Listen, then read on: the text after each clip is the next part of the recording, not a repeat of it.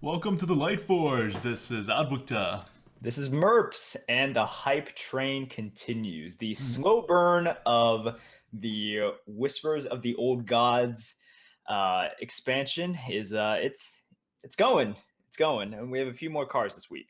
Yeah, I was about to say, what hype train? This is like the slowest, most ancient hype train ever. It The kind of makes hype sense. sloth keeps on clawing its way up the tree. Is that a better analogy? Yes, yes. Yes. It kind of fits in with like the old gods, right? We're just kind of getting little whispers here or there of like Mhm. things, that could come without any big breakthroughs of how the meta is going to look or what the expansion really is about besides Cthulhu, which for Arena is not a thing, which is what I want to start with. So I want to start with two things. First, I want to apologize for jumping to conclusions last stream when I was kind of I was a little down on Blizzard's process, right? Because they at the very end they were like, "Oh yeah, and we just put Cthulhu cards in the arena, and that it didn't quite work out, so we're gonna get rid of them." And I was like, "You should have thought of that earlier." And someone in the YouTube comments to the Lightforge, we're also on YouTube.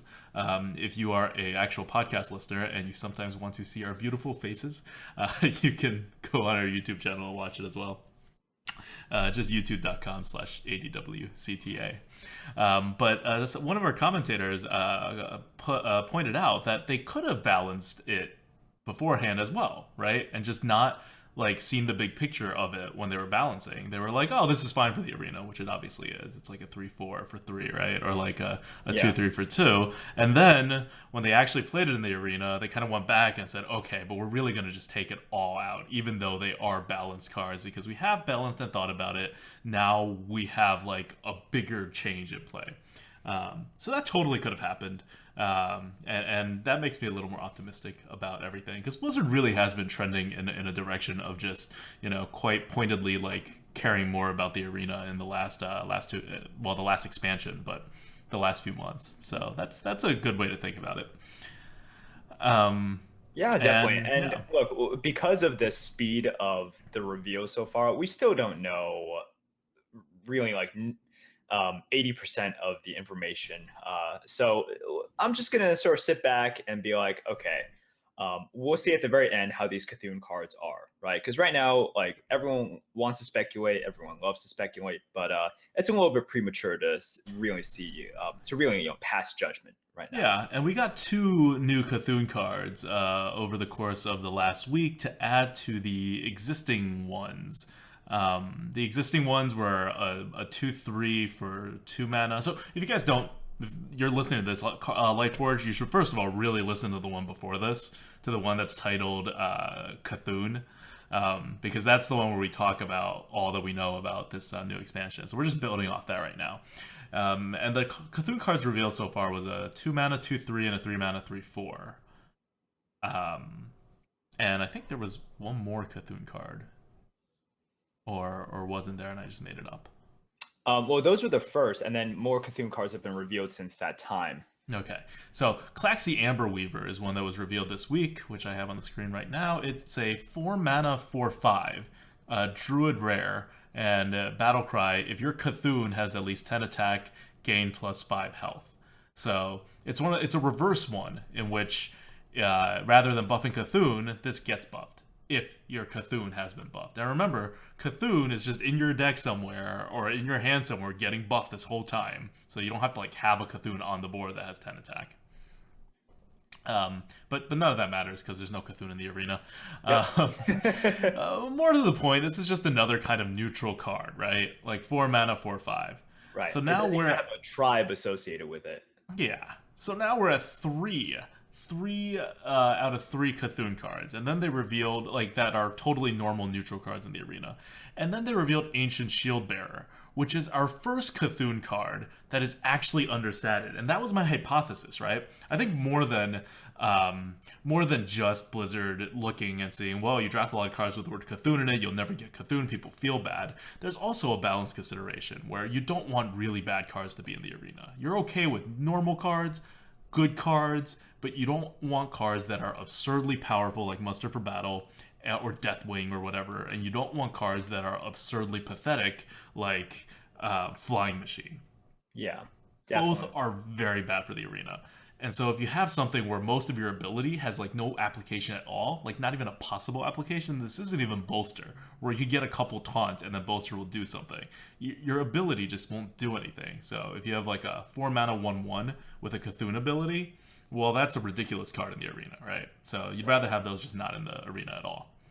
And cards like this, so Ancient Shieldbearer is a little bit different from cards that buff Cthulhu, right? Because you can get. Why don't we say what Ancient Shieldbearer is Sure, first? that sounds good. Ancient Shieldbearer, it is a warrior rare card, 7 mana, 6/6 with the battle cry. If your Cthulhu has at least 10 attack, gain 10 armor. And like ADWCTA says, your Cthulhu doesn't have to be in your hand, it doesn't have to be on the board, it just has to have 10 attack wherever it is. That's the key phrase, right? Like wherever Mm, it is, or something like that. But going on to my point, so Ancient Shieldbearer, in terms of the arena, it's much worse than those other cards because basically you can get Cthulhu from, mm, let's say 1 out of every 100, like every 100 runs gets Cthulhu, right? You yep. still have a chance to get it, and then your like vanilla cards, those sort of minions that buff Cthulhu, they can be useful, and then they're you have that synergy, right? You're never going to be able to get Cthulhu, get the things that buff, and then get the Ancient Shield Bearer. Well, never say never, but this is one of those cards that is Right. inherently disappointing, right? It Mm-hmm. has this battle cry that you will almost never ever see. Like, It's this good is going to to see be the, again. if we had this in the arena, this would be the Trollden highlight where someone in the arena gets like the ultimate Cthulhu deck, right? They Yep. get all the buffs and they get all these things that proc off of the at least having the 10 attack. But Mm-hmm. yeah, you're absolutely correct. This is the one of the first cards that we see in which it is just inherently disappointing because you look at the text, you're like, I will never ever be able to activate Yep. this because I not only have to draft Cthulhu, I need to draft the cards that buff Cthulhu and then play the buffs and then play this. And look, I mean, it's disappointing already, right? Like you draft a War Golem, you're pretty disappointed. To get two less stats than a War Golem, Yeah. but to play devil's advocate, right? This is not like a historically bad card, right? This Yeah. is not a historically bad card in the arena. No, It's a no. 7 mana 6/6. It's like, would you rather have this or a Core Hound? Right. And we've always said that size matters for top decking, right? And Mm-hmm. top decking is always a consideration. It's part of the reason why, and if tempo were Yep. everything, then Wisp would be amazing, Yep. right? But you have to take top decks into consideration. And sometimes, even if it were like a 9 mana 7/7, right? You'd be like, okay, well, at least in top deck situations, that's pretty good. So Yeah, yeah. So I mean, it's one of those things where, and yes, I realize we're spending a lot of time talking about cards that won't be in the arena. Part of this is Blizzard's fault; they didn't give us a lot of cards in the arena to talk about, and part of it is that this is good arena theory to be building on, right? And what is a yeah, Lightforge about if it's not about arena theory? Um, and so even a card bad like this, it's still like just in the normal spectrum of bad. It's not like a 4 mana 1/1 bad. And I'm still waiting for those cards to come out. So far, 4 cards, of which 3 are totally normal, 1 is pretty disappointing. This is an okay ratio. There's like 16 cards. If like ultimately 4 of them are pretty disappointing like this, I'll be like, all right, Blizzard, I kind of understand why you did it. I think it could go either way. But yeah. if, and I think this is the case, that there's going to be many more of these cards and like a lot fewer curve cards that are going to be revealed in the remaining like 12 cards. So I think at the end of the day, it's going to become very obvious to everybody why Blizzard didn't want these cards as a whole in the arena. Yep. Okay, so let's move on and talk about the actual fun cards. Oh, sorry. There's also one more Cthulhu card that was revealed, just for completeness sake.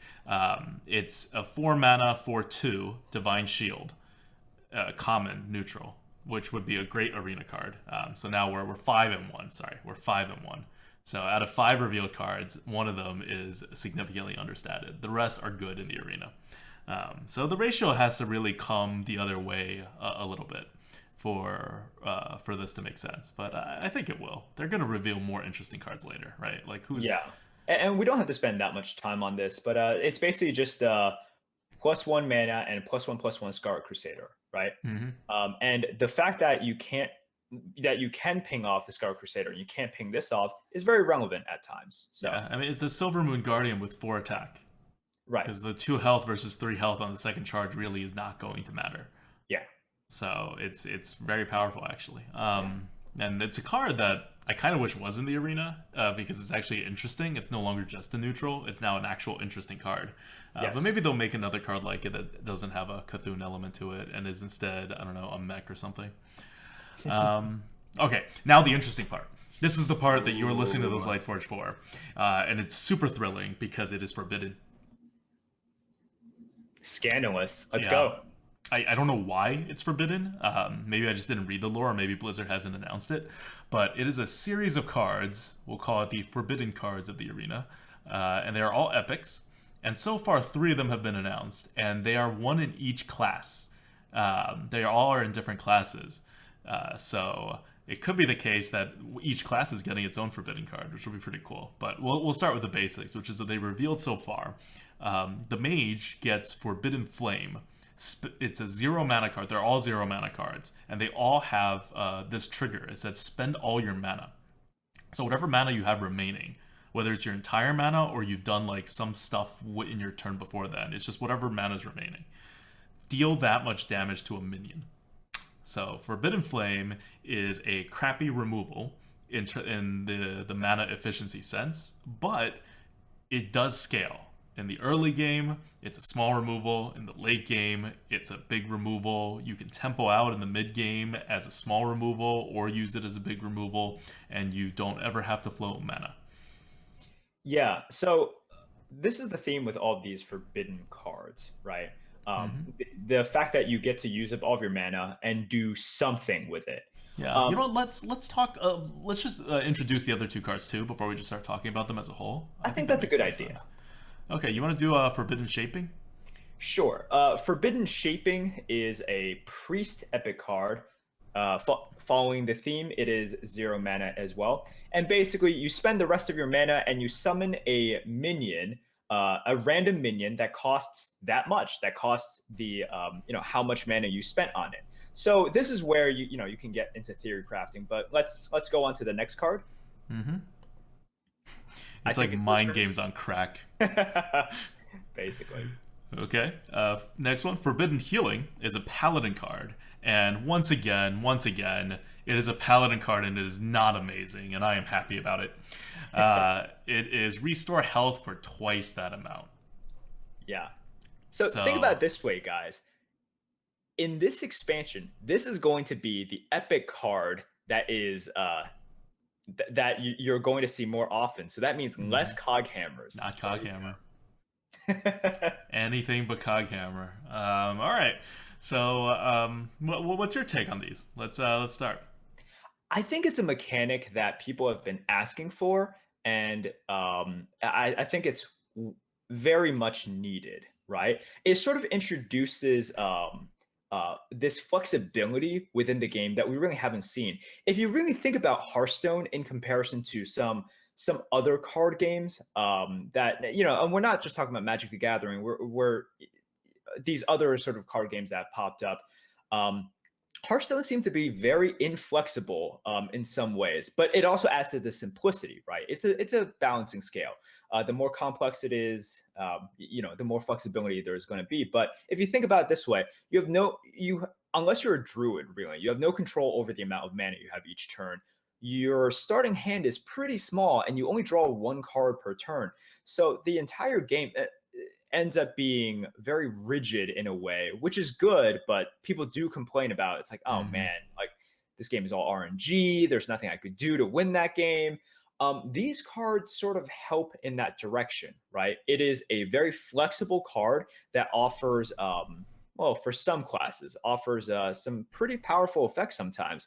And it, introduces the priest card introduces sort of like the controlled RNG that Hearthstone loves so much. So I think it's a mechanic that definitely should be in the game. And I'm surprised it wasn't in there earlier.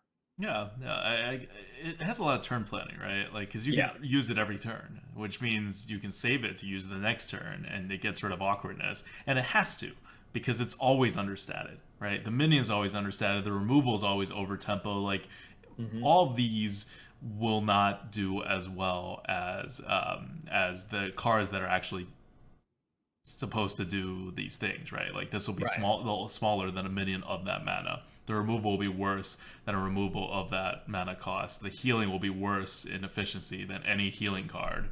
Um, so you're gonna make up for it. Now, I think this priest card is absurdly powerful in the arena because it fills in the gap. The priest card is one that summons the minion, by the way, because it is like if you think about dark cultist, not dark cultist, dark peddler. Hmm. Why is it so good? Besides the fact that you can sometimes get an absurdly powerful card from it, just the fact that it's both a 2-drop and a 3-drop makes it so insanely like powerful for your curve. Well, this one is a 0-drop, a 1-drop, a 2-drop, a 3-drop, 4-drop, 5. It's everything. It just guarantees that you fill out your curve, and like 80% of the time, you'll probably get a card that is kind of worth it, right? That's Right. basically on curve, and that's like you can't underestimate how powerful that is. And to whatever extent battle cries and whatever don't trigger, oftentimes downsides don't trigger too. So you get a little bit back there as well in terms of the RNG.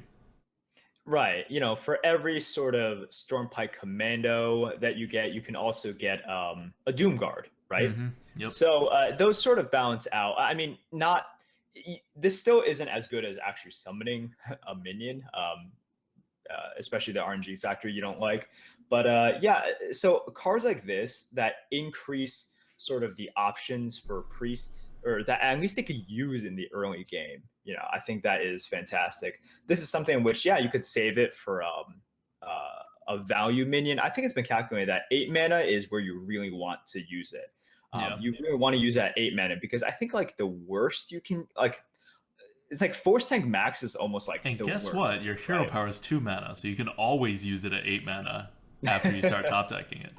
Sure. Yeah, yeah, exactly. So, you could save it for that pivotal 8 mana turn in which you could grab like a Tyrion or a Rag, or like Chromagus even or something.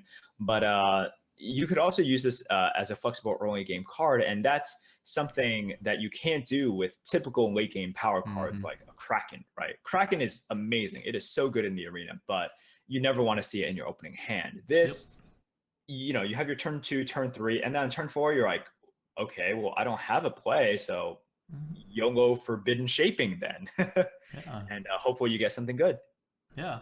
So I'll come back to it, the whole Kraken thing. But theoretical question: would you rather have forbidden a 4 mana Yeti in your Mhm. hand, or would you rather, and assume you curve out otherwise regardless, would you rather have a 4 mana Yeti, or would you rather have a 5 mana Forbidden Shaping that has to be cast at 5 mana?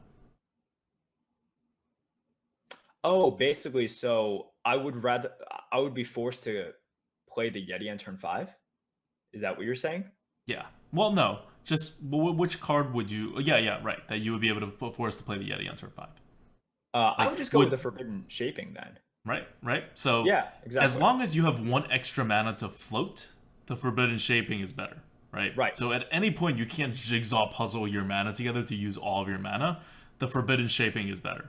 That's like so many turns, right? How many turns do you float a mana and you don't even care that much?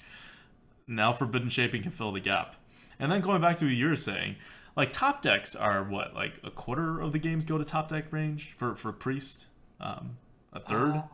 Oh, Something it's like that. priest, right? Like a lot of Yeah, games go into yeah. top deck mode in the arena because that you're trying to get to top deck mode.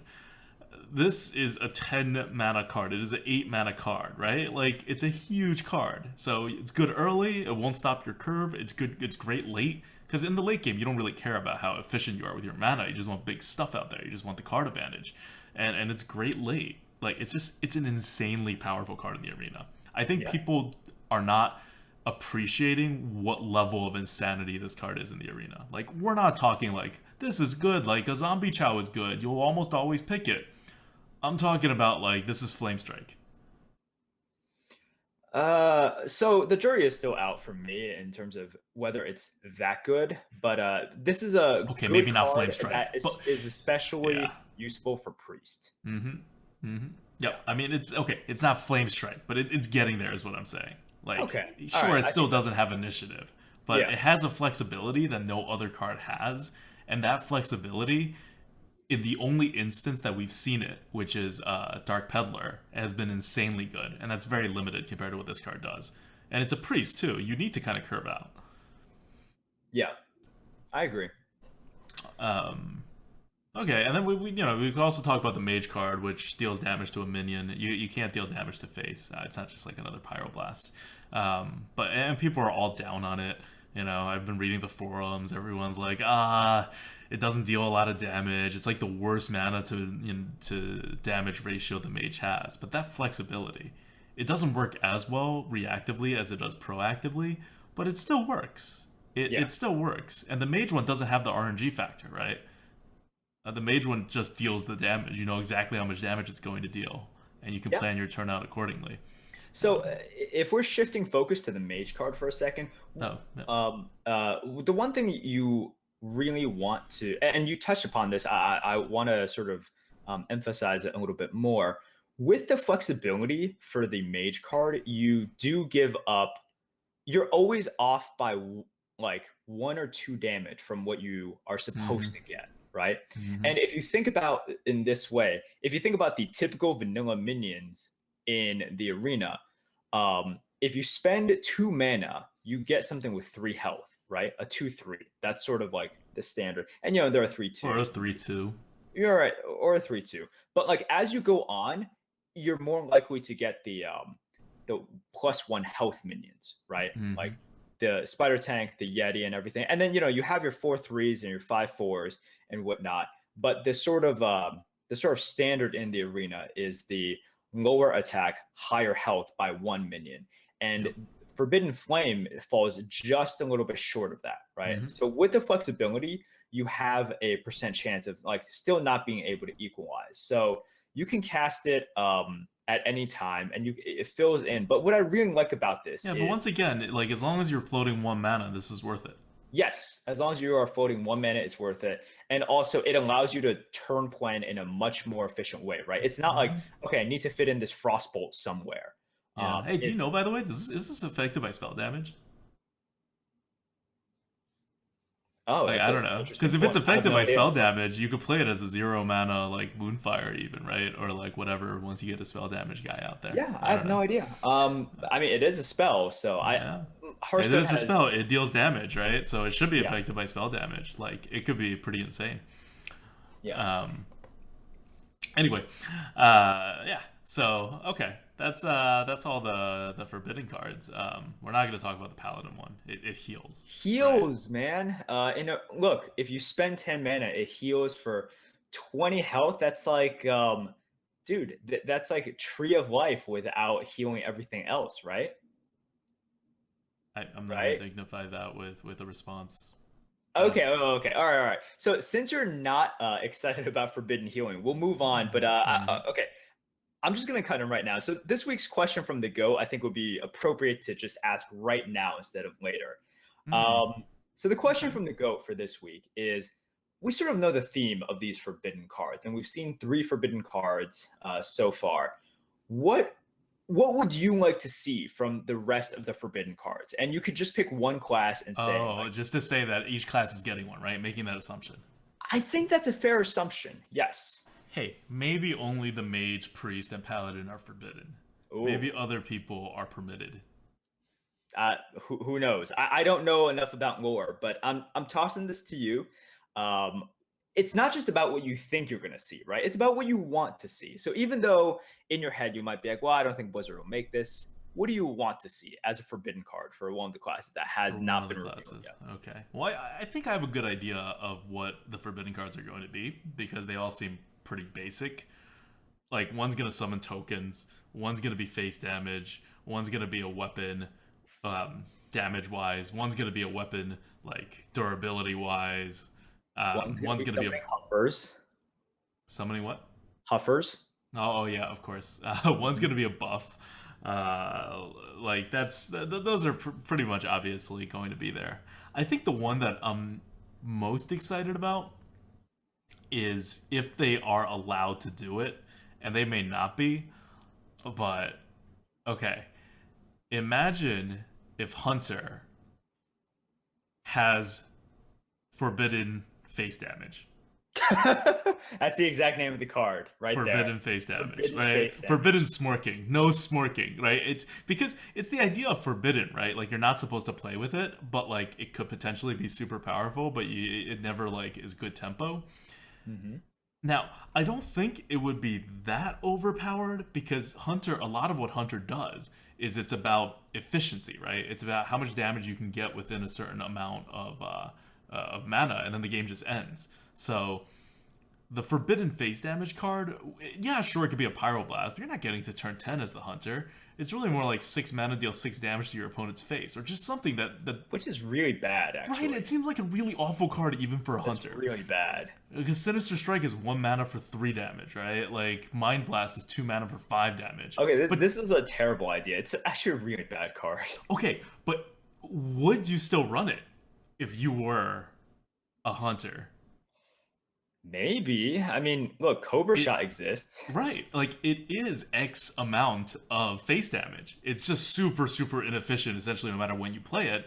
But you also have to start thinking differently on your strategy, right? Like you can just like wait, right? You don't use it, and you're just like, well, I'm not dead yet, but you're dead in 2 turns because I have my 2 forbidden whatever's on turn 8. Yeah.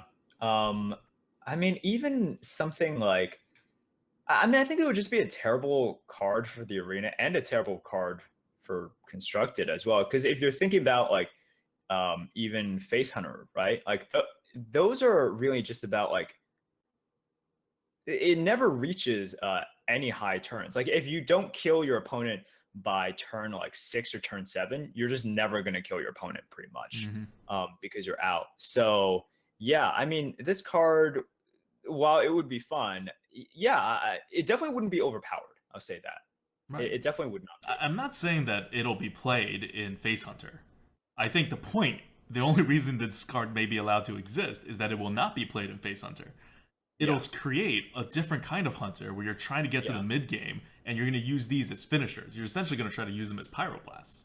yeah. Basically, it And that would would be be. interesting. I mean, it would be a bad control-y hunter Yeah, card, right, right? exactly. Yeah, but think about how many Yeah, cards Blizzard has made so far for bad controlling Hunters. that's true. That is very true. I think this is right down the line of what they should be making. Yeah. So I think what yeah, I could kind of see it for Hunter, but I think they always want to go in another direction, right? Like they don't want Hunter to be like the damage class. They want it to be sort of like this The Beast combo-y, class. beastie, like Beastie. beast-oriented class. So I don't think we'll see that with the Hunter. But Okay, okay. What about you? What are you going for?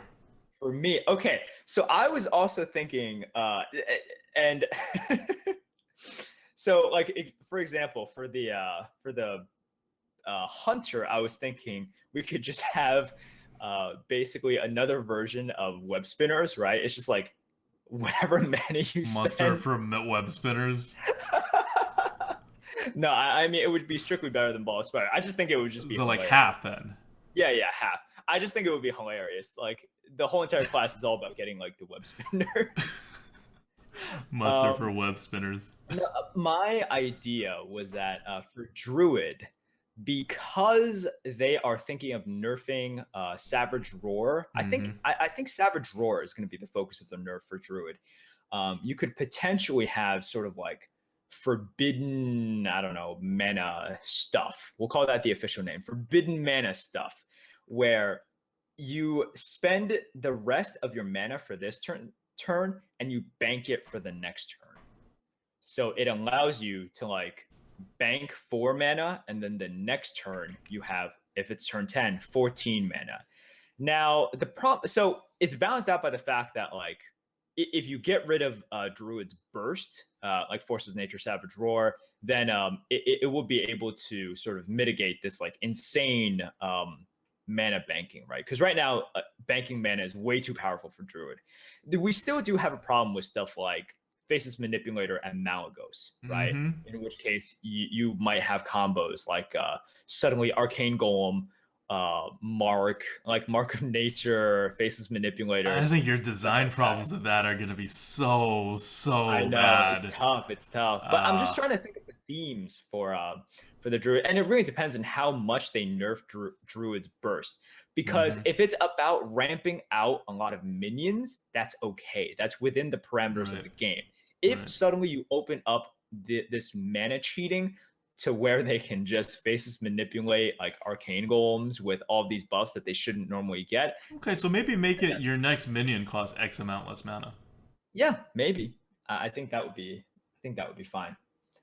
That could be more acceptable. But even then, you just use that mana for the minions, and then you use the other ones for the buffs or whatever. That'll get you lethal. Yeah. Uh, that seems like one turn kill. Like I don't know Constructed well enough to figure out how the turn kill happens. Miley goes aside, but it's gonna happen. Yeah, definitely. Um, okay. Uh, so okay. I mean, I like the Forbidden cards. They provide this like really great avenue of thought, and it's kind of annoying that they're only epics. But you can also see why. They're hard to play. You don't want really hard to play cards appearing everywhere. That'll be like screwing over, pl- uh, newer players. It fits with Blizzard's sort of preference for putting these like quirky, really sort of like niche Hmm. constructed cards. Like not even constructed cards, sorry, like just these quirky cards, I'll say. Yeah, In like the Hungry epic tier. Crab. Exactly. Hard Hmm. counter cards. Blood Hmm. Knight, BGH, Hungry Crab, Yep. all that stuff. Yep. Okay. So that's question from the goat. We have question from the goat because we are part of the Grinning Goat, and we have a Patreon where you can help feed the goat. It's patreon.com/grinning goat. Once again, thank you everybody who support us by feeding the goat, whether on Patreon or on Twitch. And yeah, that's that. But we do have one more card. We're not done with all the cards yet. There was one more card revealed, and it is a corrupted Terran. I'm sorry, infested Terran. Tauren. It is an infested Tauren. It's a Tauren. corrupted Tauren, isn't it? Oh, this card says infested Tauren. Oh. The name Wow, says very corrupted confusing. Tauren. Okay, it was just released earlier today. No one knows what it's called, um, but it reminds me of an infested Terran in StarCraft. StarCraft. At least Yeah. the name, right? Just it took me a while before someone convinced me that it wasn't a joke, like a fan made card. But it's a real card, and it's a common too, so you'll be seeing this somewhat in the arena. It is a 4 mana 2/3 taunt, which sounds like it's awful, but it has a death rattle where you get a 2/2 Slime. slime. Yes, It's a slime. And the slime does not have taunt. Is that no, correct? yeah, it does not have taunt. Okay. So they're basically taking away Belcher, Sludge Belcher in standard. And I guess this is the replacement. Ooh, Not a good one. pretty rough. Yeah. Anyways, Yeah, so for arena, it has the obvious problem of cards that split up their stats. Where if your opponent has two things, you can, they can just remove them both. But it is still a death rattle card. It does still taunt, and stat wise, it's there. You know, it's yeah. there. It's technically a 4/5 where part of it has taunt. That's better than your normal 4 mana card, which things have to be when they're death rattle. So it's a card. Look, you're gonna see this in the arena because the arena just you have no choice sometimes. But It's not even a bad card, is what I'm saying, right? it's not the worst card, but because if you look at the comparisons that people naturally would make towards it, you always compare it with the premium cards, right? Yeah. You either say that it is a bad Harvest Golem, a bad Piloted Shredder, or a Mm-hmm. bad Sludge Belcher. Those are all super premiums, right? Mm-hmm. So yeah, it pales in comparison to a premium 3 drop, the best 4 drop in the game, Yep. and a super high quality 5 drop as well. But at the end of the day, this is the arena. You're gonna see this. It is still pretty bad. Like If it were a 3/2 instead, it might be a little bit better. Like a I don't two know. It's a three. taunt. it is a taunt, but a 2/3 taunt on turn 4, like I think most of the time You're you're not a gonna fan want of that 3/2. MVP, the other Tauren? Hmm? You're not a fan of MVP, the other Tauren taunt? Oh, true. That's the MVP. one that got corrupted, I assume, Oh, it's by a slime inside MVP. its belly. Yeah, guys, if you don't know, MVP is Torn Warrior. Um, I don't want to There's get no into reason. There's the no reason for details of why it's why it's MVP. MVP. But yeah, okay. Now, like, you're a little bit more down on him than I am. I think. Like, think about a I am. bear. Like, well, a nice innocent bear that's you're not happy if you take it in the arena, but you're not like, oh no, I have a bear in the deck. And that's a 3 mana 3/3. It doesn't do anything else. I This think one this is gives much you worse another than 2/2 Bear. body. You think this is much worse than bear? Yes, because there are Oh. those situations where because it comes out on turn 3, Yeah. you have Bear a, on curve is okay, but I'm talking like anytime after that. okay, anytime after that. But I think a huge part of the of Ironfur Grizzly's value is on turn 3 and potentially facing a 2/3, Mm. right? I think that's huge. And This we've is a seen death that in rattle. games a lot too, where Ironfur Grizzly gets dropped on your 2/3, and you're just like, oh man, that's actually super annoying here. I can see uses, right? You invest a Tauren, you have to hit it twice. They can't hit it twice. They can't ping it down. You can then have a buff target at the very least. Like there's stuff you can do with this card. I'm not gonna say it's like much better than a bear, but I think it's in that like I wouldn't take it over a drop card, like but as a subpar drop card, I could see it. Sure. Alrighty, I think that concludes all the cards that were revealed thus far. Yep. And to the people in chat who are wondering about this, we're not talking about legendary cards. We're just not going to be able to talk about all the legendary cards. So, and we didn't even want to. Okay, this is how slow Blizzard has been releasing cards. We did not want to do this. We did not want to do card for card review in the Lightforge for this expansion because we thought it would be impossible. And we didn't want to do like hour-and-a-half Lightforges every week, if not like 2-hour Lightforges for all the cards. But Blizzard's releasing them so slow that this is totally something that we can do, and so I guess we did. Yep. Okay. All right. Let's talk about. Let's move on to the next topic, which we'll call it deep fried meta. But it's like There's a sad nothing. deep fried This has meta. nothing to do with the meta. So people ask us this question a lot. Mm-hmm. When's the last time you went 0-3 ADWCTA? When's the last time you went 0-3 Merps? You guys are so good. Do you guys get 0-3? What kind of decks go 0-3? And usually we give some like, wow, I think last time was like this many months ago. I don't really remember. It's really hard to get 0-3, right? But yeah, it does sometimes happen. And until this weekend, when I think we got pretty intimate with the 0-3, the 0-3 priest specifically. 0-3 priest. We it was two co-ops priest runs. And not the arena coup, but still co-op, like legit co-ops where we were trying. Legit co-ops within the past week, and we went 0-3 twice. Okay. Back to back priest. This is the part where if you're watching this on YouTube, you I guess unsubscribe, and where if you're listening on the podcast, you're just like, wow, I'm angry that these two guys are so bad, and I'm going to, just not follow them anymore, and that's that. But hopefully you're sticking around, and we can talk about the 0-3 police. So I think one of the main topics I want to address is sort of like what leads to an 0-3, right? And selecting priest. That is the first step. That is true. That's the first step also to admitting that you have a problem. And that problem is losing. But in all honesty, I do want to turn this into a bigger sort of discussion about variant as well. Because people really do get hung up on sort of the end result, like the 0-3 or the 12-0, right? These are sort of like the two ends of the spectrum. And we have gotten 2 0-3s in the past week. We've also gotten a lot of 12 in like the span of like 2 days. Like if you count days as starting at midnight, 2 days within a 48-hour period. Yeah. It's been pretty insane. But this is also what we want to talk about. Like people try to sort of make sense sometimes, like why did this deck go 12 wins? Like I need to understand, like I need to figure this Hmm. out, right? Or like Hmm. Fish I has oh got to swim. Bird right. has got to fly. Man has got to wonder why. Wow, dude. That is pretty poetic. I don't take credit for it. That's Vonnegut.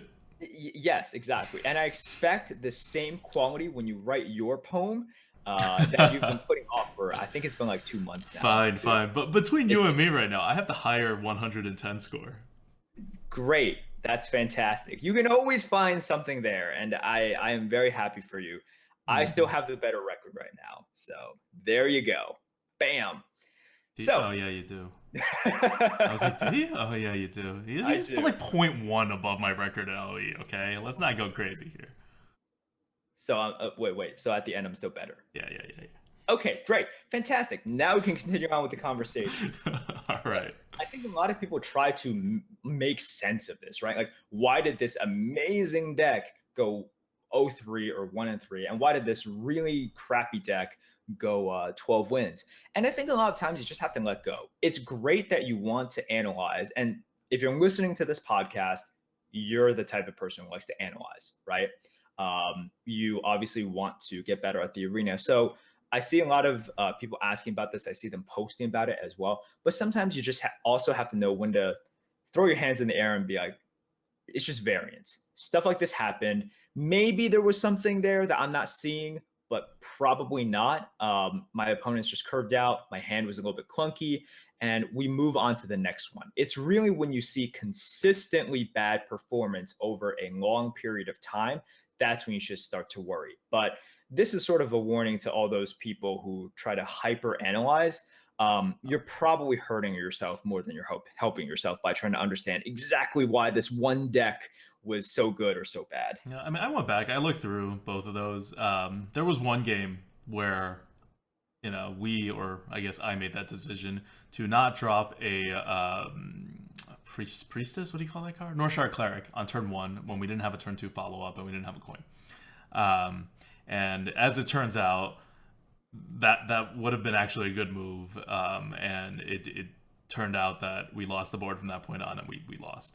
But that one game aside, the other 5 losses in a row as priest, it's just you're not gonna like. There wasn't much we could do. And the decks, that's especially like people are also wondering like, what kind of crappy priest deck did you guys draft that you won 0-3? They weren't that bad. Mm-hmm. Like they were below average priest decks that curved out normally. And I think in each of those runs there was like one game in which it didn't curve out, but that happens. It wasn't like it was 3 games in which Blizzard said, no, you're drawing all your 6 drops, then all your 5 drops, then all your 4 drops. Like, normal things happened, and it just didn't work out. And it happens a lot more often, I think, when you're playing a class that requires it, right? Like, Priest is a good candidate for it. Hunter is a pretty good candidate for it. Definitely. A Warrior, but Warrior requires like a weaponless draft, right? Something like that would be a good candidate for it. But yeah, and in history, right? My 0-3 runs, I have one 0-3 run last year, and I have one the year before since I became an Infinite player. And in both of those runs, I remember those runs pretty clearly. Those decks were not awful decks. They were No. not. They were never average or above average. They were always below average, but they were never awful. Yeah. So look, for those of you stressing out about this, I know me saying don't stress out about it probably doesn't work, but hopefully this message will help you guys, Yeah. be able to Like, we're sleep better. good Infinite Arena players who play all classes, and we do well with all classes. And we just got 2 0-3s in a row, doing a co op no less. So no one was making, like, totally dumb mistakes, because the other person would have caught them, hopefully. Like, the 0-3s happen. 0-3s back to back happen, apparently. And it's just it's part of the game. It's part of what makes arena. And it's part of what makes Hearthstone Hearthstone. Yep. So, and by the way, the reason why the worst decks don't go 0-3, I think, is one, the deck is bad, so you start playing in a way to maximize your like odds of just being a bad deck and winning, and two, there are a ton of slightly below average decks that you play. There are very few decks that you play that are total crap. Well, So I you think roll the odds enough on the slightly below average deck, you're going to get more O3s overall because the sample size is bigger. yeah, exactly. That's what I was gonna say. Like the chances, because if you think about the truly horrendous decks, you get Mm-hmm. them very little, right? It's like Mm-hmm. it's just like you getting the triple flame strike, triple conjurer, and like all the small removal cards. You know, like the godly mage decks, the godly rogue decks. You get those a lot less often than just the middle of the pack decks, right? Yep. So the middle of the pack decks are much more likely to go O3 just because you're very rarely going to end up with that like double Thrallmar Farseer deck. And those decks always go 12 wins. You know Yes, they do. definitely. So yeah, so normal deep fried meta, we sometimes talk about how the meta is changing, we talk about how to defeat the meta, and sometimes we do kind of like study tips almost, right? Like how do you learn, how do you do whatever, and this fits into that category. This is basically how not to learn. This is us saying we have gone 0-3 twice, and we are strong, independent, and proud of it, and we will not change the way we play, even though that was two pretty awful runs. And Yep. there are outliers. You have to recognize them and not change your play because of them. Now, if we go two more 0-3 runs with Priest, or like 1-3 or 2-3, then maybe like we have to fundamentally rethink everything about Priest. But I don't think so. Our other runs with Priest have been pretty good. Yeah. Unless you think we've all of a sudden started sucking. We got like plenty of 12-win runs in the last couple days. So it's not that we generally suck now, but outliers, man, outliers. Well, I mean, I'm still the better one. Let's establish that. So Yes, you are the 0.1 win per run better one. Okay. all I hear is better, man. Let's move on. Okay. Let's move on to card good bad, where we were trying to do this yesterday and we ran out of time. We got a little more time today, so let's go into this. This is a great one. Micro Machine. So innocent, so small, 1-2, so big, so powerful, could be a 12-2. Great Hobgoblin synergy. Amazing Hobgoblin synergy. So Micro Machine was a card. I remember when it just came out. We had it at around like a 60, right? It was. It, I might have even been higher. It might have been like a 62 or something. And we liked this card when it first came out. And I think everyone did. Everyone was like, oh my gosh, by the time it comes back around, it's a 3-2. It's a typical 2-drop with upside. And now we see that the first turn that it comes out, it is so vulnerable. The fact that it comes out and it turns into a 2-2 on your opponent's first respawn turn is just undeniably bad. Yep. And the fact that it only has 40% of the time your opponent has a 2-3, and then you're done. Yeah. So we call some cards true 2-drops and other cards like not true 2-drops, right? So I think one card that you can sort of compare it to is like a Direwolf Alpha, right? They're both sort of like 2-2s on that turn. But why is Direwolf Alpha so good right now and Micro Machine so bad? It's because Direwolf Alpha, even though neither one of these you would consider sort of like true 2-drops that stand independently, Direwolf Alpha at least still gives you initiative as well.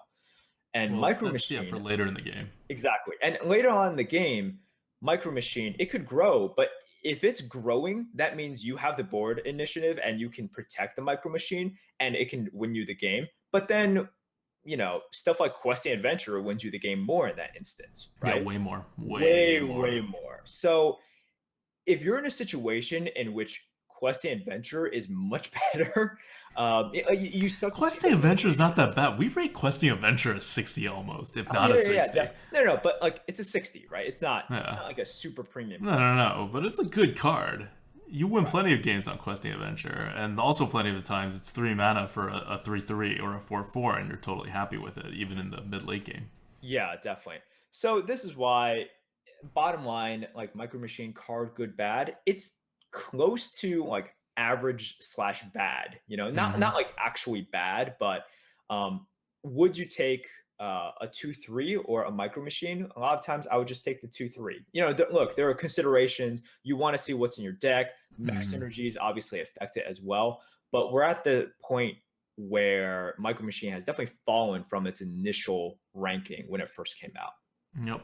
And it depends, right? If you have a whole bunch of 2 drops, sure, Micro Machine's great because you have other drops to act as drops, right? Yeah. And you can throw a Micro Machine out on turn 4 when you have the board because you're so aggressive and you have all those drops. And then it's going to, trade up to a Yeti at some point, right? Like, it's great. But it's one of those cards that's so situational in your deck and how you play that it's really hard to give it like a rating, right? Yes. So in some decks, that's the cards you want. In other decks, it's really like not as good as a 2/3 or a 3/2. Yep. And it has nothing to do with whether it's a mech or not. It mostly has to do with its weird ability. Okay, so that's card good bad Micro Machine, which is how we thought it was really good because it seems like a card with pretty much only upside, and as it turns out, it's both good and bad. You know what? I'm calling it next week. We're going to do a card good bad on a card that is good. Just like flat out good, because we haven't done those in a long time. It's all these like stupid gray area cards. Not that they're stupid. That's kind of what we want to talk about. But I want to do like next week, like Flame Strike. Like Flame Strike. Card good bad. Okay, Coghammer's a little too extreme. Battle. Like Fire Elemental, card good bad. I'm going to do one of those. Just to have a nice, Can't just be negative Nancy's every single week. Yeah, exactly. All right, sounds good. Like, because we could talk about why a card is good, right? Like, why is Blizzard good? Something like that. Sure. We used to do it back in the day. We haven't in a couple months. Okay, and finally we're going to end on Class Talk Rogue, because we're going to do a Rogue run after this. Rogue being, I think, like, Warrior aside, both of our best classes in LoE, and including Warrior, obviously, both of our best classes in TGT, for that matter. Something like that. And that means we should be good with the class that we are the best in personally. Very well stated. But yes, but like it sounds like a Madden statement, right? The team that scores the most points will win the game. But we're not good with Rogue. It's like one of our worst performing classes as a co-op duo. Right, but we do very well with it independently. Yeah. So I think I like how you brought that up, because it definitely sort of encapsulates one of the unique aspects of Rogue, in which you have the choices, right? And we've talked about this before. You have so many choices. You have so many play styles. And we don't play the same way. We don't. We play Rogue in a very, very different way. I definitely tend to trend more, a lot more aggressive, actually. I think this is the biggest difference. Like with Hunter, maybe we have different shades of aggression, but we both know that like you have to play aggressive. Yeah. Here, I think you are actually very comfortable playing control. Yeah. And I don't want that. Like it is my belief that you are sort of weakening the hero power and also weakening the sort of the advantage that the rogue has, which is strong early game and maximizing use of your hero power, but sort of capitalizing on all the pressure so that you don't get to the point where you can't use your hero power in the mid-late game because of your health. Right. I mean, I play, I wouldn't say control, I would say more like old school, if you know, like classic Shaman, and how Shaman used to be like, top 3 classes with like Paladin and Mage. It's like unbelievable right now to think about that. But Shaman really used to be like number 3, arguably number 2 above Paladin. Back in Classic, and it was because they were one of the only, there weren't fancy cards, everything was kind of neutral and vanilla, and they were one of the few classes with that overload mechanic that can flip the board, and they had powerful cards. And that's how I play Rogue right now. I play it like, we're gonna get powerful cards, and they're all gonna have initiative because it's Rogue. And so if they all have initiative and they're all powerful, you just wait, hang out for a little bit, and on turn like 3 or 4 or 5 with a coin or with whatever, you'll be able to like wreck 4 of their cards with 2 of yours and get on the board on the same turn without overloading, even because you're just a rogue. You just get like bonuses.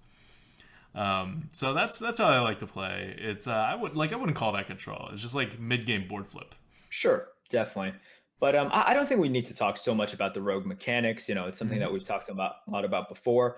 But I do like bringing up this sort of this key difference between our individual rogue stats and our co-op rogue stats. Yeah, and I think in a co-op maybe we clash a bit. in that because it starts on turn 1, right? Like I'm setting up for like the combos and whatever on turn 4. You're like trying to get a presence on the board and like Yeah, definitely. um, And it's pretty tough, when the better player is being brought down by someone significantly worse. You just can't like that 0.1. That is a chasm between us. Okay. okay, but no, seriously though, your rogue record is ridiculous. It's like much more than 0.1 above mine and above like everyone Oh, that's else's. true. Yeah, You're yeah. like and both here and in TGT, your rogue record's just been like unbelievable. Aggro Over rogue, man. That's the way it yeah, goes. I've tried it to good results and I've tried it to bad results. It's a little shaky. I'm never comfortable playing that aggro. I guess, especially when you're the rogue, right? You hurt yourself. It's kind of what you do. It's the adrenaline rush of planning to get there, but knowing that you might fall a little bit short, or Oh, if you, it's that like if I win, I'm gonna uh-huh. win with no cards in my hand and just like one or two over lethal, right? See, I don't know why, but I feel much more comfortable doing that with warrior than with rogue. Because I think it's because That with makes no rogue, sense. yeah, but with warrior, you know what you have. You're setting it up like 2-3 turns ahead of time. You have your big weapons, you have your charge minis, you have whatever. With rogue, you like have to rely on a minion being on the board alive and them not taunting, right? You have to rely on these like what I think of as much more situational like stuff. And if you fail, you are just dead. Whereas with the warrior, if you fail, you can still like limp along for a couple turns and maybe draw your outs there. Well, the thing is, okay, if you're setting lethal with rogue, right, you can poke him in the face once every turn, and that over those 3 turns you're talking about, that's 3 more Yep. face damage. Yep. That's 10% more damage Mm-hmm. to their overall health pool, right? Yep. So I think that's why rogue, and with rogue they have all of these like cheap sort of cheap ways to either deal damage or like build upon their board, right? Yep. Which really helps this. Warriors have like cheap mechanics, but it's not so spread out. Their cheap mechanics are in terms of like weapons and like execute, right? Or maybe cleave. And those are a little bit more situational than just the tool set that the rogue has, Yep. I think. I Yeah. mean, the rogue can do anything with Yes. everything. It just does it like little by little, like with 1 extra damage here, 2 extra damage there. Right, right. It's not like what suddenly Arcanite Reaper, right? Arcanine Reaper. Oh yeah. Yeah. For the record, this is what I'm talking about by like pure insanity. Like it's a small sample size right now of independent rogue runs Merps has done, but he's averaging 10.4 wins per run with rogue in LOE, and before that it was still over 9 in TGT. Yeah. Like my rogue is good. I'm averaging more than 8 wins per run, but yeah, it's kind of hard to to, to to be next to that with like a 2 expansion sample size combined of definitely over 9 wins per run. With Yeah, the class. see, Like, all can you had to imagine do that? was get More than 9 wins per run. yeah. That's insane. Yeah, I know. Okay, so your previous like 4 or 5 sentences, all you have to do is make that rhyme, and you have part of your poem right there. All right. We're ending the Lightforge. We're ending the Lightforge, and we're starting this rogue run. All right, let's do it. GG's. Thank you guys for listening to the Lightforge. Hopefully next week Blizzard would have released so many new cards that we would not be going card for card, and you will be forced to watch an actual YouTube video where I go and I go card by card and give like information and stuff. But or Blizzard will continue to release like 3 playable arena cards for over the course of the next week, and then we'll be back here. Anyway, that's it for us. This is ADWCTA. This is Merps. See you guys next week. See ya.